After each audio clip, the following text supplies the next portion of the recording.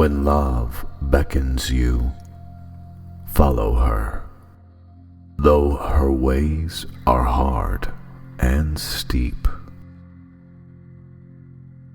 And when her wings enfold you, yield to her, though the sword hidden among her pinions may wound you. And when she speaks to you, believe in her, though her voice may shatter your dreams. For even as love crowns you, so shall she crucify you. Even as she ascends to your height and caresses your tenderest branches that quiver in the sun, so shall she descend to your roots and shake them in their clinging to the earth. Like sheaves of corn, she gathers you unto herself, threshes you to make you naked, sifts you to free you from your husks.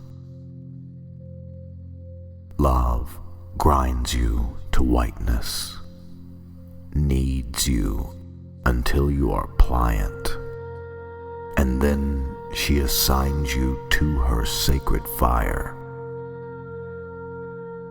All these things shall love do to you, that you may know the secrets of your heart, and in that knowledge become a fragment of life's heart.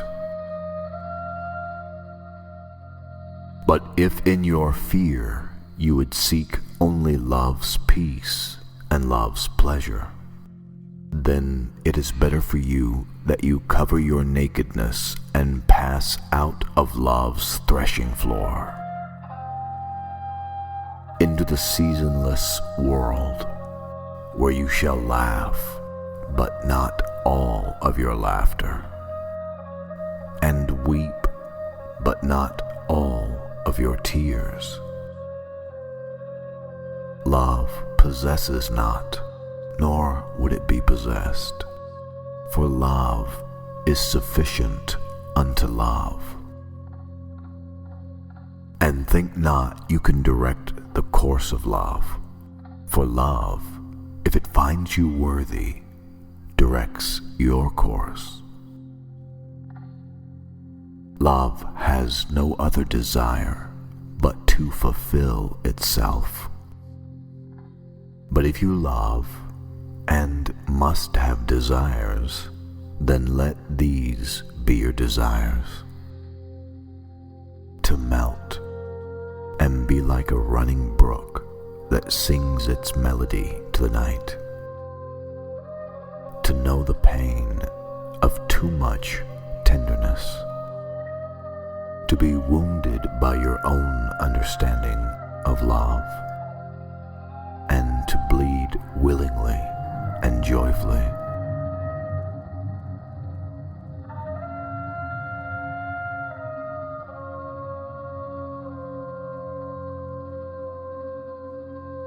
Your children are not your children. They are the sons and daughters of life's longing for itself. They come through you, but not from you. And though they are with you, yet they belong not to you. You may give them your love, but not your thoughts, for they have their own thoughts. You may house their bodies, but not their souls, for their souls dwell in the house of tomorrow, which you cannot visit, not even in your dreams. You may strive to be like them, but seek not to make them like you. For life goes not backward, nor tarries with yesterday. You are the bows from which your children, as living arrows, are sent forth. The archer sees the mark upon the path of the infinite, and she bends you with her might, that her arrows may go swift and far.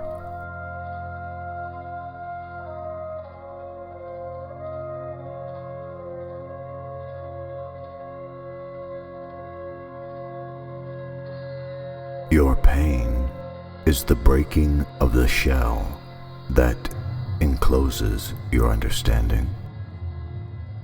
Even as the stone of the fruit must break, that its heart may stand in the sun, so must you know pain. And could you keep your heart in wonder at the daily miracles of life, your pain would not seem less wondrous than your joy. And you would accept the seasons of your heart, even as you have always accepted the seasons that pass over your fields. And you would watch with serenity through the winters of your grief. Much of your pain is self-chosen. It is the bitter potion by which the physician within you heals your sick self. Therefore, trust the physician and drink the remedy in silence and tranquility. For pain's hand, though heavy and hard, is guided by the tender hand of the unseen. And the cup pain brings, though it burns your lips, has been fashioned of the clay which the potter has moistened with her own sacred tears.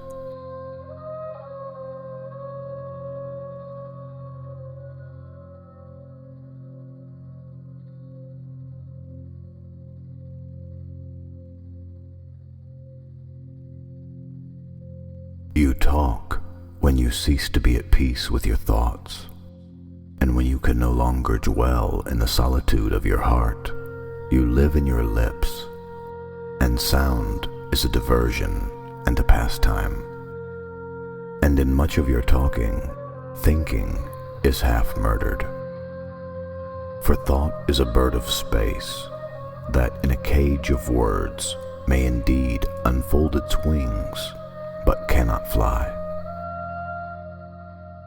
There are those among you who seek the talkative through fear of being alone. The silence of aloneness reveals to their eyes their naked self, and they would escape. And there are those who talk and without knowledge or forethought reveal a truth they themselves do not understand.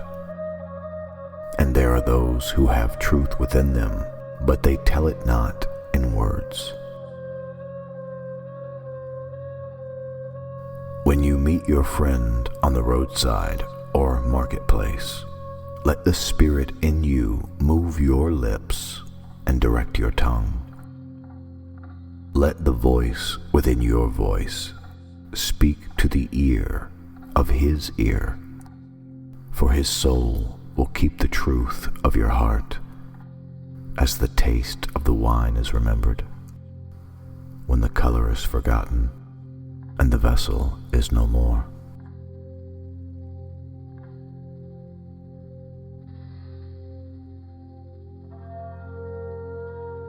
You would measure time, the measureless and the immeasurable. You would adjust your conduct and even direct the course of your spirit according to hours and seasons. Of time, you would make a stream upon whose bank you would sit and watch its flowing. Yet the timeless in you is aware of life's timelessness and knows that yesterday is but today's memory, and tomorrow is today's dream, and that which sings and contemplates in you is still dwelling within the bounds of that first moment which scattered the stars into space? Who among you does not feel that your power to love is boundless? And yet who does not feel that very love, though boundless, encompassed within the center of your being?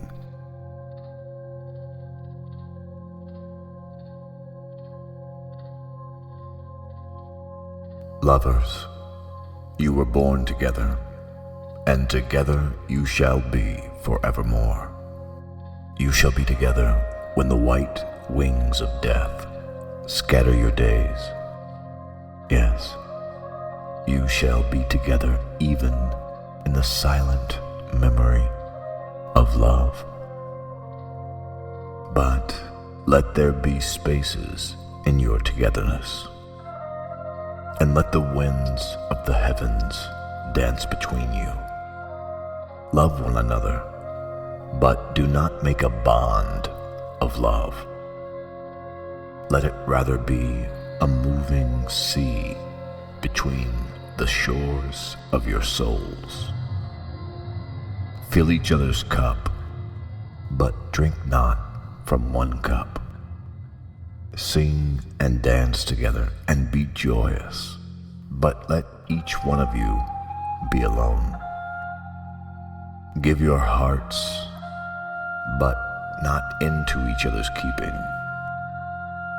for only the hand of life can contain your heart.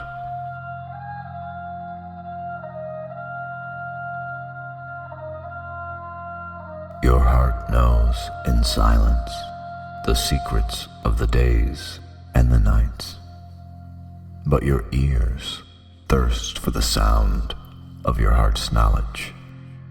You would know in words that which you have always known in thought.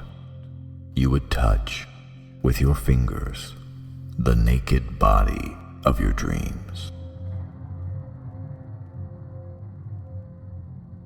Of the good in you I can speak, but not of the evil.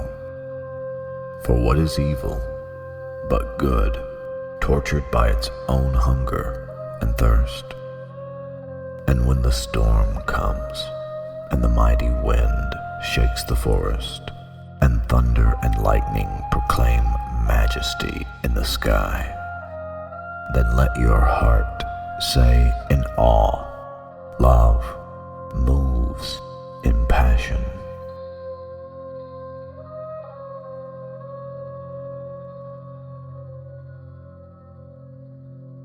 You would know the secret of death, but how shall you find it unless you seek it in the heart of life?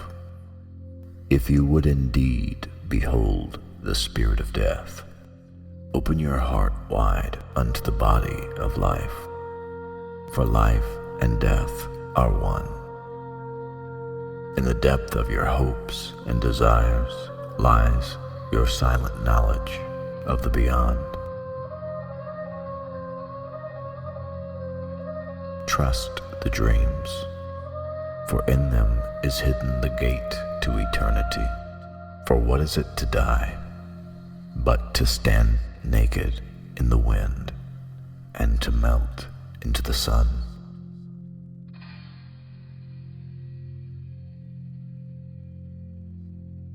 And what is it to cease breathing, but to free the breath from its restless tides, that it may rise and expand and seek love unencumbered?